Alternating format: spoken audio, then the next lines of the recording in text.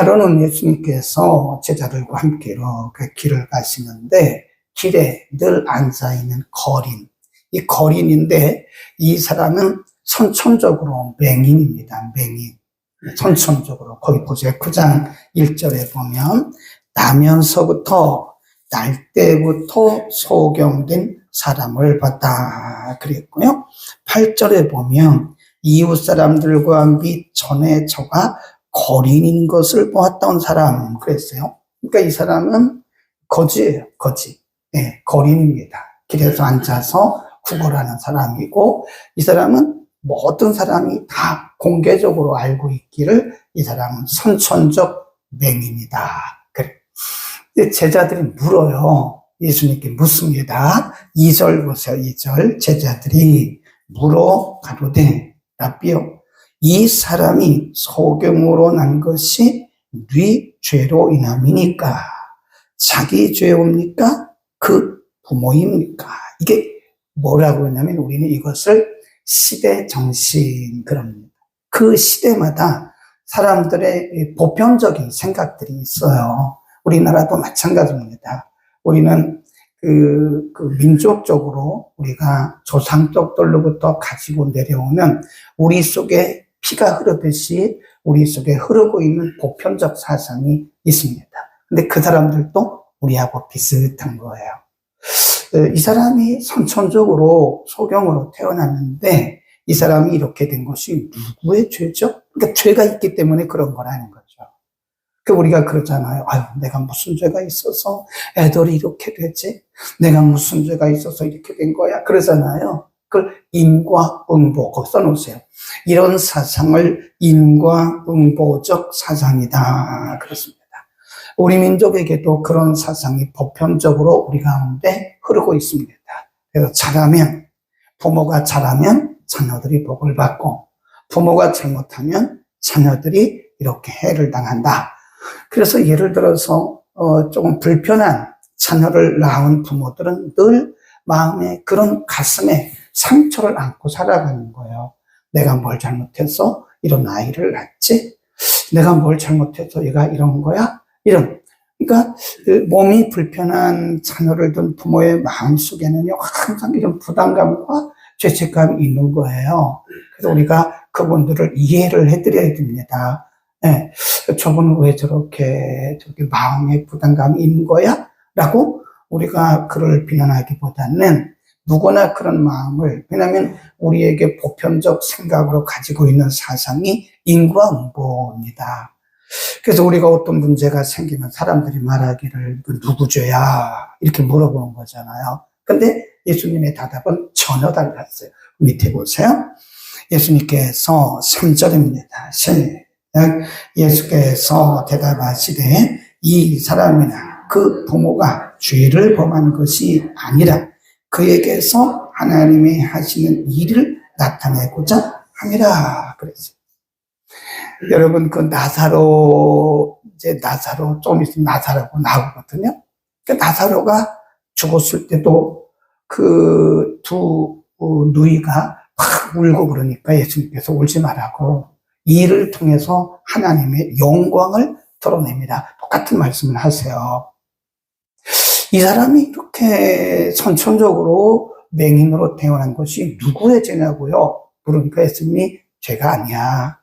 부모의 죄도 아니고 이 사람의 죄도 아니야. 바로 하나님께서 이 사람을 통해서 하실 일이 있는 거야 라고 말씀하세요.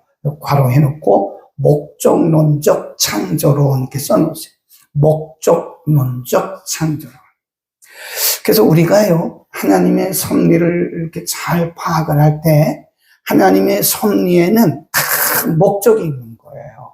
그걸 우리가 목적론적 창조론에 의한 섭리, 좀 길으니까 목적론적 창조론 이렇게 얘기하는 거예요.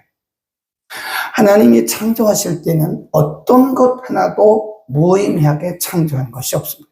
들의 풀 한 포기도 하나님께서 의미 없이 창조한 것이 없습니다. 키가 작으니까 저런다고. 네. 근데 나중에 보니까 그렇게 키가 작게 태어난 것도 또 그렇게 불신 가정에서 태어난 것도 또 아주 어려운 가정에서 태어난 것도 이 모든 것들이 하나님의 목전론적 창조론에 의한 섭리의 수단이었다. 이렇게 봅니다. 그래서 우리가요, 여러분의 모습이 어찌하든 간에 불평할 거 없어요. 부모도 탓할 것도 없습니다. 네. 제가 아는 어떤 집사님은요, 자기 부모를 그렇게 탓하더라고요. 나는 우리 부모가 너무 가난해서 나는 이렇게 살 수밖에 없다.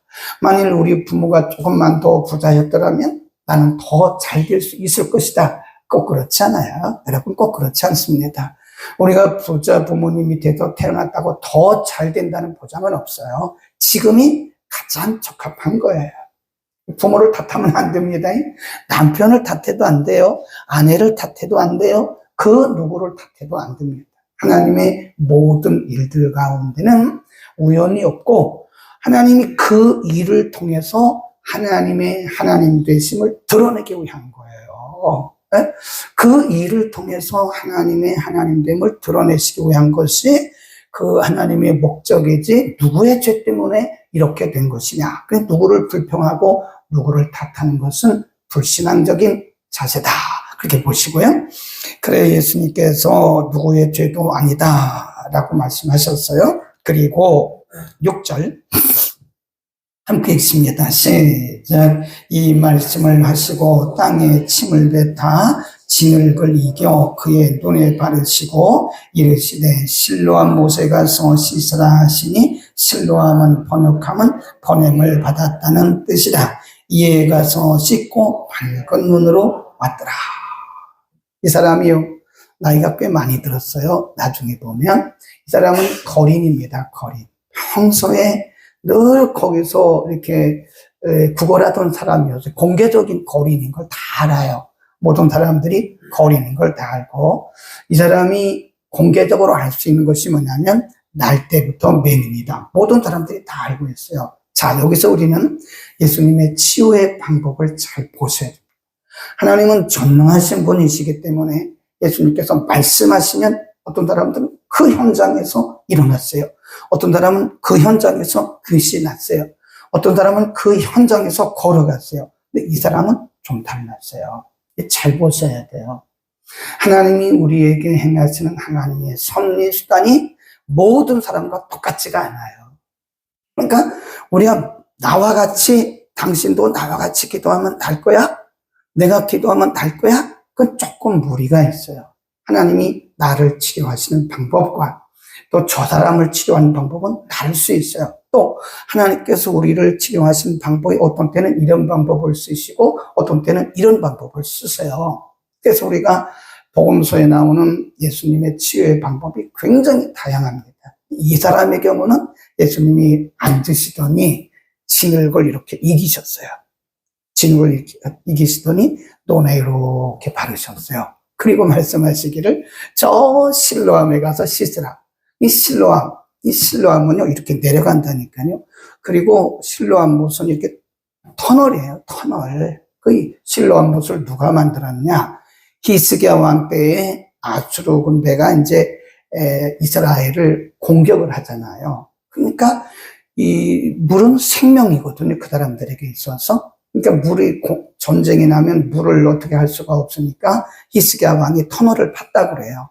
그래서 외부로부터 물을 끌어들여오는 그 못, 그래서 하나의 못처럼 생긴 게 실로암 못이에요. 공개적으로 다 알고 있는 못입니다.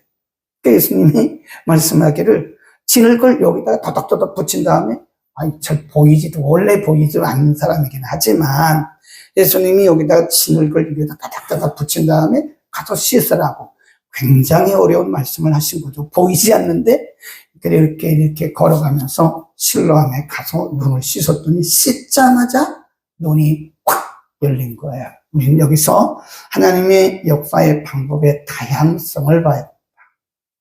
이것은요, 예수님께서 진흙을 이겨 눈에 발랐다고 하는 것은 어떨 때는 예수님이 침을 발랐거든요.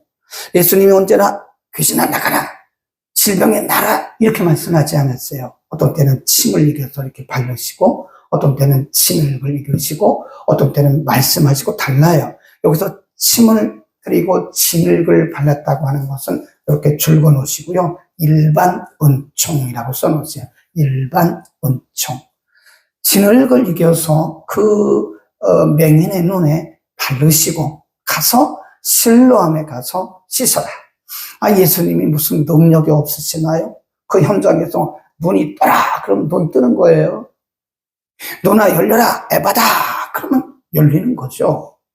근데 에바다라고 말씀하실 때는 현장에서 눈을 떠라 이렇게 일어서라 이렇게 말씀하시는데, 이런 경우에는 입술이 열려라 문이 떠라 이렇게 그 현장에서 고칠 때도 있지만, 예수님은 이렇게 일반적인 방법을 쓸 때가 있어요. 하나님의 치유의 방법은 두 가지입니다. 오늘날도 하나님이 오늘날도 이렇게 신유를 통해서 특별한 방법을 통해서 치유하실 때도 있어요. 그러나 많은 경우는 일반적인 방법을 씁니다. 그래서 약을 드셔야 되는 거예요. 병원을 가야 됩니다. 옛날에 제가 극단적인 신앙을 가진 분을 한 번 봤어요. 근데 결국 돌아가시더라고요. 네. 이분은 모든 것이 다 귀신이라고 생각해요. 기침만 해도 귀신 막 이럽니다. 콧물만 흘려도 귀신. 근데 그런 얘기 좀 하지 말라고. 당신 신비주의고 당신 극단주의라고 왜 그런 얘기를 하냐고. 무슨 감기 걸리면 감기약을 먹어야지 뭐 귀신 나가라고 그러냐고. 네. 여러분, 우리가요 사람들이 임신을 하면 입덧하잖아요. 그건 생리적인 현상이고 자연적인 현상입니다. 근데 그분은 말하길 그 교인 중에 누가 이제 입덧을 하니까 귀신 나가라고 막 이래가지고 상처받아가지고 교회를 떠났어요. 그럼 내가 귀신 들린 거야? 막. 네. 아니에요. 이분은 절대 약을 안 먹어요. 왜 그래요? 아, 나는 귀신을 쫓는다고. 내가 귀신 쫓는 사람인데 내가 무슨 약을 먹느냐고. 나중에 그건 일찍 돌아가시더라고요. 속으로 참 미련하다. 하나님이 우리에게 일반적인 은총으로 의사들도 주셨어요. 의사들이 보면 판검사나 의사들이 제일 머리가 좋은 사람들이에요. 그리고 수재들입니다. 의대 아무나 못 가요. 법대 아무나 못 갑니다. 근데 이렇게 저는 이렇게 수술하는 장면을 보면서 너무 고맙다는 생각이 들어요. 만일 저분들이 없으면, 저 의사분들이 없으면 우리는 어떡해요. 네, 이렇게 보면 늘 저는 병원에 가면 고맙습니다. 그래요. 물론 뭐 공짜로 한 건 아니지만 고맙습니다. 그분들이 하나님을 대신해서 우리를 치유하는 거거든요. 사람들이 이렇게 말합니다. 치료는 의사가, 진료는 의사가, 치유는 하나님이 그러잖아요. 이 의사가 아무리 해도 하나님이 은혜를 주시지 않으면 안 나아요. 나을 수가 없습니다. 우리가 약을 아무리 먹어도 하나님이 은혜를 주시지 않으면 안 나아요. 그래서 우리가 약을 먹을 때도 반드시 기도하고 하나님이 약을 통해서 나를 치료한다는 믿음으로 먹어야 됩니다. 하나님의 손길이 의사를 통해서 내게 올 수 있다는 사실을 우리는 꼭 믿어야 됩니다. 그래서 여러분, 어떤 분이 가끔 물어봐요. 저에게, 아니 목사님, 저는 믿음으로 끝까지 돌파하려고 그러는데 어떻게 할까요? 시간, 골든타임 놓치지 말고요. 빨리 병원에 가세요. 그리고 의사들하고 상담하세요. 이렇게 보내가지고 빨리 진료를 받고 빨리 약을 먹든지 뭘 해야 되는데, 목사님들이 이건 귀신 들린 거라고 귀신 쫓는다고 막 그러다가 골든타임 다 놓쳐가지고 그 정신병이 오래 간다고 그러더라니까요. 그래서 여러분, 하나님께서 우리를 치료하실 때는 특별 은총, 그게 바로 치유입니다. 오늘도 여러분 기도 받으실 분 나오셔서 기도 받으세요. 약을 먹어도 안 되는 것은 반드시 기도해야 됩니다. 그럴 때는 안수 받으셔야 돼요. 기도하셔야 돼요. 그때는 약을 먹는데도 안 되고 병원에 가도 안 되는 것은 그건 하나님이 또 다른 방법이 있을 거예요. 오늘 아침에도 오셔서 기도를 받으시고요. 그리고 일반적인 것은 빨리 병원에 가세요. 그 골든타임 놓치면요, 오래 갑니다. 오래 가요. 약도 드시고 병원으로 가시고. 절대 그게 죄가 아닙니다. 그게 불신앙이 아니에요. 그 다음, 예수님께서 왜 이렇게 진흙을 바르시고, 거기서 그냥 눈뜨게 하시지? 왜 그 멀리, 실로암은요, 그 예수님이 그 고친 장소에서 한참 내려가야 돼요. 제가 얘기했잖아요. 예루살렘이라고 하는 도시는 이렇게 높은 도시예요. 돌로 된 돌산 도시입니다. 이게 실로암은 저 아래에 있는 거예요. 내려가야 된다고. 몸이 불편한 선천적 이 시각장애인이 사실 거기까지 가려면 그 불편한 거예요. 근데 예수님은 불편한 줄 알면서도 그 무슨 장애인에게 얘기를 한 거예요. 가서 씻어라. 그 왜 그럴까요? 여기 두 가지 목적이 있다고 봅니다. 하나는 그 사람의 순종을 예수님께서 기대하신 거예요. 순종.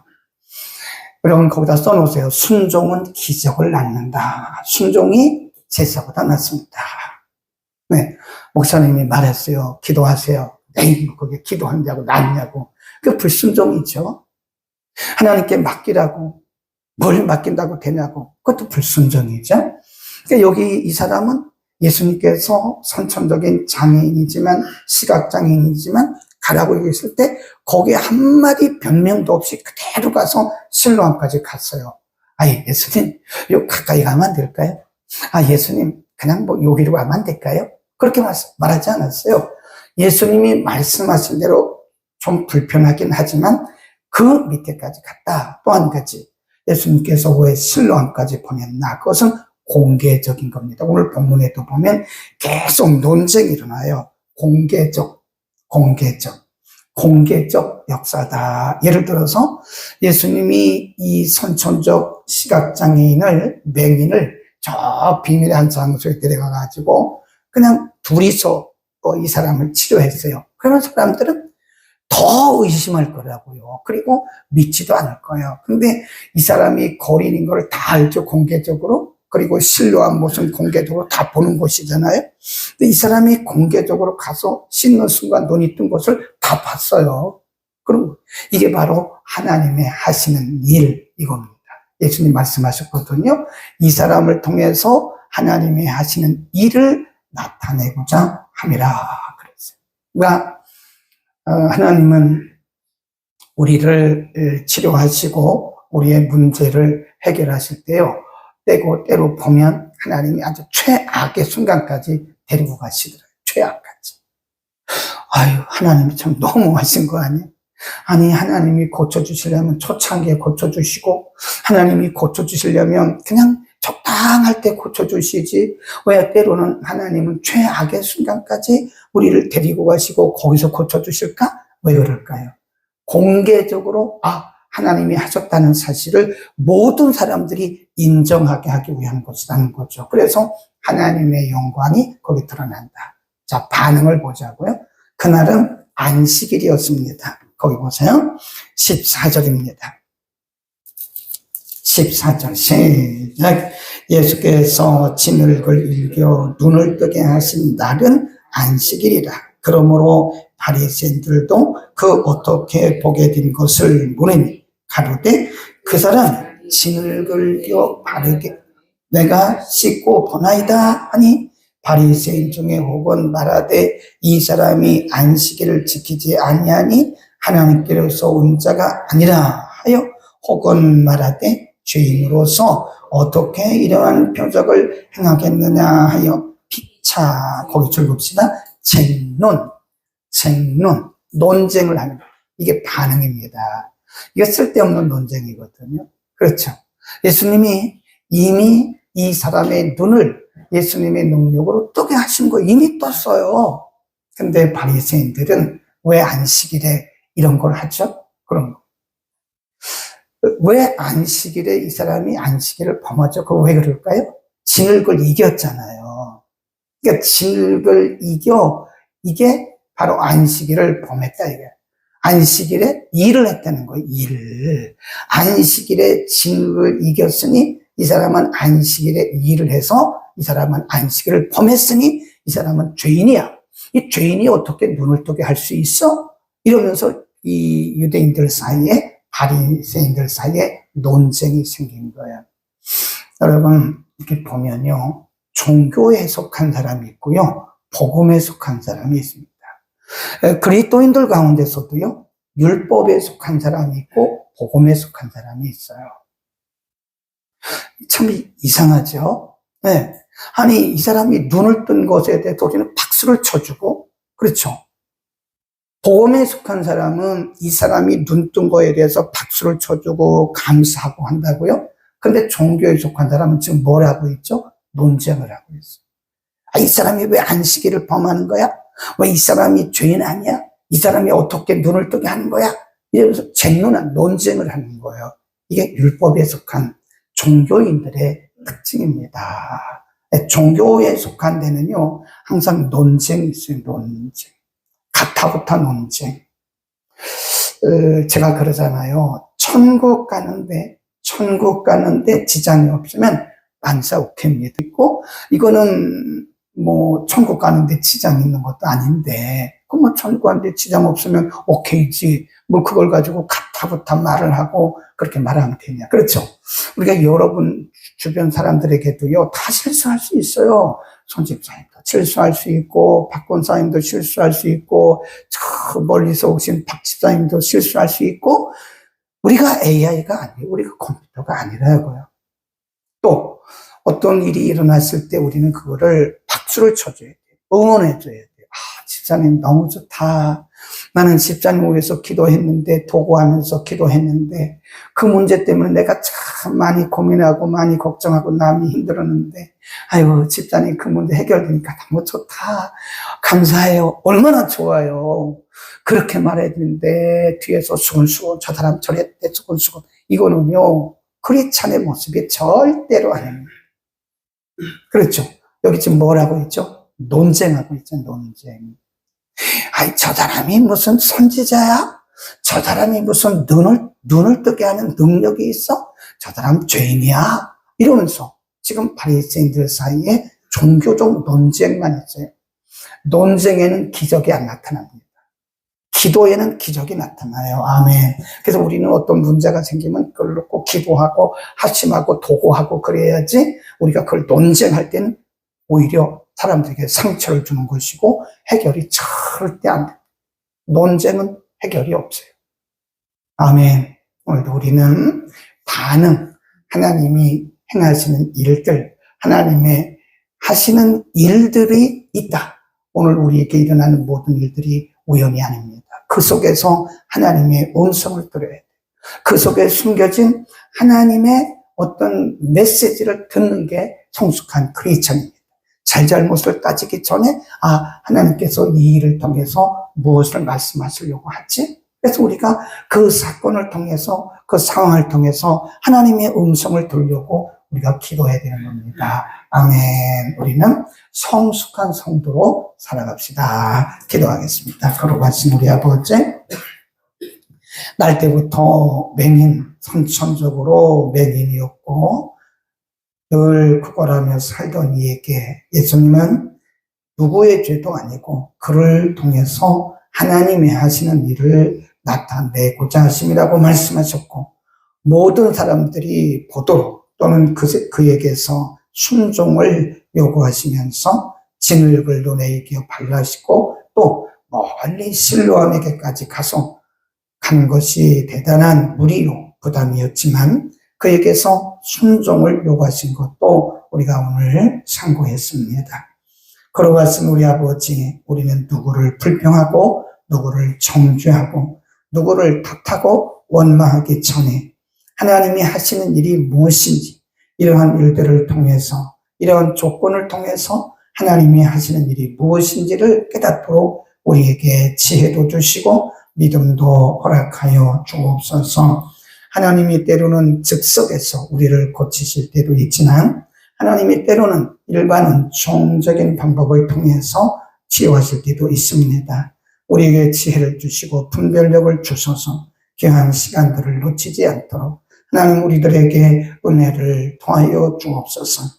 종교에 속했던 바리새인들은 거린이었고 평생을 시각장애인으로 산 사람이 눈을 뜬 것에 대해서 환영하고 축복하고 박수를 치기는커녕 그를 고쳐주신 예수님을 향해서 죄인이요 안식일을 범했다고 논쟁하는 것을 봅니다.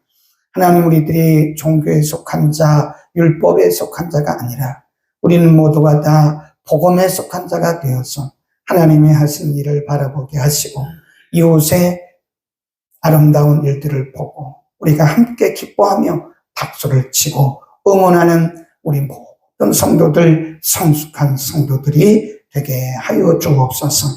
오늘도 자신에게 임한 여러 가지 문제로 인해서 가슴 아파하는 이들에게 오늘 말씀을 통해서 위로받게 하시고 그 속에서 하나님의 음성, 하나님의 메시지를 듣도록 하나님 귀를 열어 기쁨도 함께 허락하여 주옵소서.